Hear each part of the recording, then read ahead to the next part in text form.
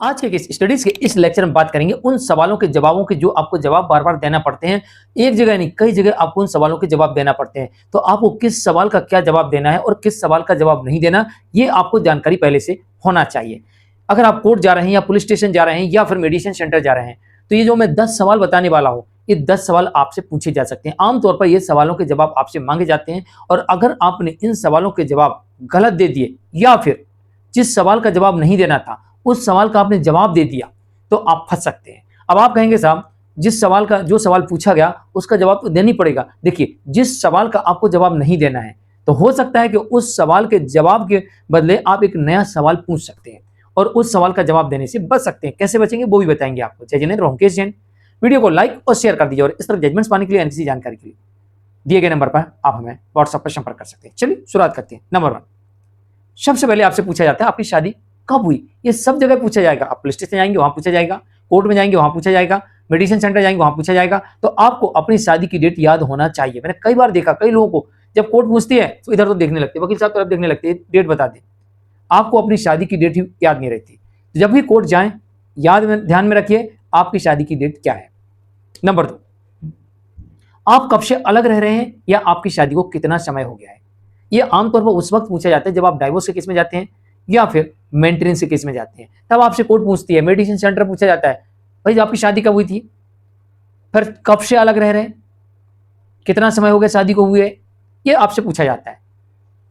तो ये आपको बिल्कुल सही सही जवाब देना होगा कि मेरी शादी कब हुई थी, शादी से लेकर आज तक कितने साल हो गए, कितने महीने हो गए, और हम कितने महीनों या कितने सालों या कितने दिनों से अलग रह रहे हैं। ये तीनों चीजें आपको स्पष्ट बताना पड़ेंगी। और जो आपने एक बार बता दिया, इसी तारीख को आपको नोट करके रखना है और हमेशा आपको यही तारीख बोलना है। बार बार तारीख बदलनी नहीं है। फिक्स डेट मतलब डेट, तो याद रखिएगा। नंबर 3, पत्नी से कई बार कोर्ट पूछती है आप कहां रह रही हैं इस वक्त, क्योंकि आप तो कह रही मैं ससुराल में नहीं हूं, तो आप कहां रह रही हैं। इसलिए सवाल पूछा जाता है कि उसने जहां से केस फाइल किया है क्या वो उसका क्षेत्राधिकार है या नहीं। अगर गलत क्षेत्राधिकार से उसने केस फाइल किए हैं तो पत्नी के एक भी केस नहीं चलेंगे, कोर्ट सारे केसेस को डिसमिस कर देगी। इसलिए कोर्ट सबसे पहले पूछती है, आपसे पति से ही पूछती है आप कहां रहते हैं। तो पति और पत्नी दोनों से पूछा जाता है कि आप कहां रहते हैं। तो ये क्षेत्राधिकार देखने के लिए आपसे सवाल किया जाता है।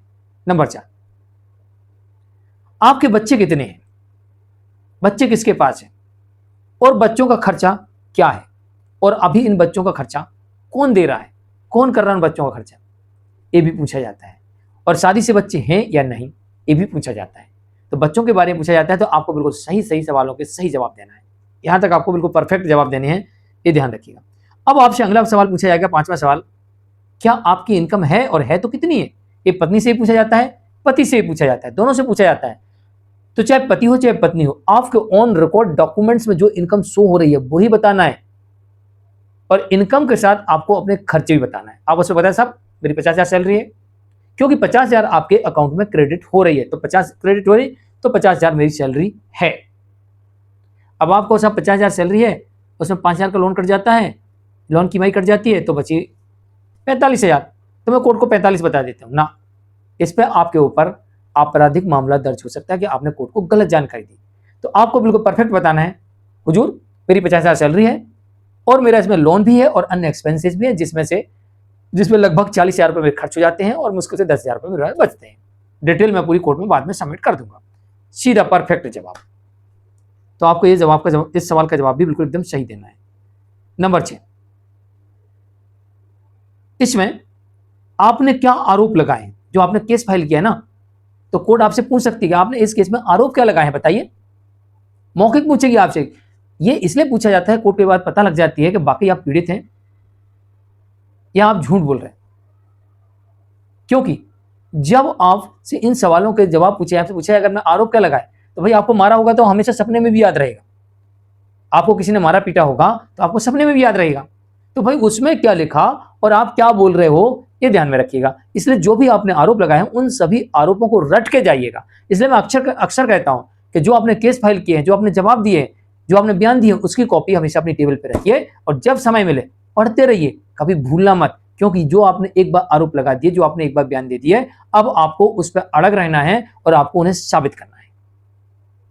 अब पता लगा है, उसमें लिखा है, आपकी कंप्लेंट में लिखा हुआ है कि मुझे रॉड से पीटा, डंडे से पीटा, मार पीट के घर से बाहर निकाल दिया, और आप कह रहे नहीं हम तो अपने पिताजी के साथ गए थे, इन लोगों ने लड़ाई झगड़ा करके निकाल दिया, हम पिताजी के साथ चले गए थे। एक कंट्रोडक्शन हो गया, यानी आपकी बात पकड़ में आ गई कि झूठ बोल रहा है, ये झूठ बोल रहा है, क्योंकि इसमें लिखा कि रॉड से मारा, डंडों से मारा, और यहाँ कहीं हम पिताजी के साथ गए थे, लड़ाई झगड़ा हुई थी, बस इससे नहीं कुछ नहीं। तो इससे पता लग गया कि झूठ है।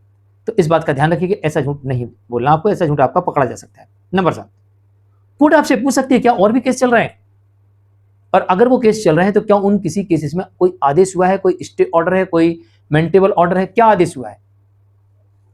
तो जितने भी केसेस आपकी जानकारी में हैं, आपने लगाए हैं या सामने वाली पार्टी लगाए हैं, उन सभी केसेस की डिटेल भी आपको देना जरूरी है, और किसी में स्टे है या। नंबर 8, कोर्ट आपसे यह भी पूछ सकती है कि आपने जो इसमें रिलीफ मांगा है तो क्या क्या रिलीफ चाहिए आपको, क्या चाहते हो रिलीफ बताओ। इसमें तो बहुत सारे लिख दिया, ये भी चाहिए, वो भी चाहिए, वो भी चाहिए, सब चाहिए या कुछ चाहिए, क्या क्या रिलीफ चाहिए आपको, तत्काल में क्या चाहिए, यानी कि maintenance, interim maintenance, right to residence, इसके अलावा स्त्री धन, बच्चों की कस्टडी, क्योंकि आवेदन तो आपने प्रस्तुत किया है, तो कोर्ट आपसे ही पूछेगी ना कि आपको क्या क्या रिलीफ चाहिए। भाई इतने सारे आपने रिलीफ मांगे हैं तो ऐसे तुरंत थोड़ी दे देंगे, लेकिन अभी आपको फौरी तौर पर क्या चाहिए जल्दी बताइए।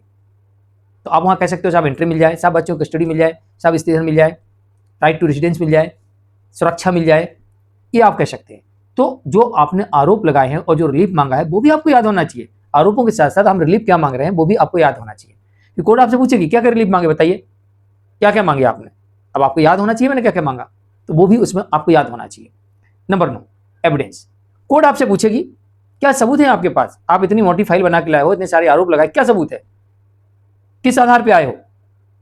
फिर आगे तो कोर्ट कहेगी कि आपने अपने सबूत जमा करिए, लेकिन आपसे शुरुआत में पूछ सकती है कोर्ट किस आधार पे आए हो, कौन सा सबूत है, क्या ग्राउंड है, आप कैसे आ गए, इतने आरोप लगा के आपने इतने आरोप लगा दिए। तो कौन कौन से आरोप हैं, उन आरोपों के आपके पास हैं, क्या सबूत हैं, सबूतों के बारे में भी कोर्ट आपसे पूछ सकती है। तो आपको बताना पड़ेगा साहब मैंने फला आरोप लगाया, मेरे पास ये सबूत है, फला आरोप लगाया, मेरा ये सबूत है, फला आरोप लगाया, मेरे पास ये सबूत है, फला आरोप लगाया, 4-5 आरोपों के सबूत गिना दो, कोर्ट बोलेगी हाँ तो ठीक है सब लेके जाना और लगा देना। नंबर 10, आखिर में कोर्ट ये भी पूछती है क्या अभी भी साथ रह सकते हो क्या। अब उसमें से एक पक्षकार कहेगा हाँ, कभी दोनों ही कहते हैं हम तो रहना चाहते हैं, हम तो रहना चाहते हैं, सब हमें कुछ लिखित में मिल जाए। वहां पर विश्वास की बात करिए कि साहब बिल्कुल अगर ये रहना चाहते हैं तो मैं रहने के लिए तैयार हूं, लेकिन जो इन्हें आरोप लगाए हैं लिखित में वो एक एफिडेविट दे दे इसमें और ये कह दें कि भाई कौन सा आरोप सही है और कौन सा गलत है, मुझे विश्वास चाहिए और मैं विश्वास के आधार पर इनके साथ रहने के लिए तैयार हूं। हमें विश्वास चाहिए, मैं कहां मना कर रहा हूं, ना पहले कर रहा था ना आज कर रहा था, लेकिन झूठ बोलकर झूठे आरोप लगाकर अगर मेरे विरुद्ध ऐसी कार्रवाई करवाएंगे तो फिर विश्वास नहीं रहा, तो फिर रिश्ता कैसे टिकेगा, क्योंकि पति पत्नी का जो रिश्ता है वो विश्वास पे टिकता है, ना कि किसी के लिखे हुए कागज पे टिकता है। तो कोर्ट यहां पर बिल्कुल आपकी बात से एग्री होगी कि भाई किसी कागज पे नहीं टिकता है, विश्वास पे टिकता है। आप दे दीजिएगा एफिडेविट जो आपने आरोप लगाए, आप भी दे दीजिए, आप भी दे दीजिए, जो आरोप सही है वो सही लिखिए, जो गलत है वो गलत है लिख दीजिए, क्योंकि आप दोनों को पता है। या फिर बात नहीं बनती तो कोर्ट कहेगी ठीक है भाई आप म्यूचुअल डिवोर्स कर लीजिए, आउट ऑफ कोर्ट सेटलमेंट कर लीजिए और म्यूचुअल डिवोर्स ले जाइए, म्यूचुअल डिवोर्स कर लीजिए। क्या म्यूचुअल डिवोर्स के लिए आप तैयार हैं? अब आपका फैसला है कि हाँ तो हाँ, नहीं तो ना, ये आपको जवाब देना है। तो तकरीबन ये 10 सवाल आपसे मीडिएशन में पूछे जा सकते हैं, पुलिस पूछ सकती है इन्वेस्टिगेशन में, और साथ ही कोर्ट आपसे पूछ सकती है। 3 जगह इन सवालों के आपको जवाब देना होते हैं। मैं मुकेश जैन आज के लिए इतना ही। वीडियो को लाइक शेयर कर दीजिए। अगर जानकारी अच्छी लगी हो तो कमेंट में जरूर लिखिएगा और दूसरों को शेयर करिएगा। नमस्कार।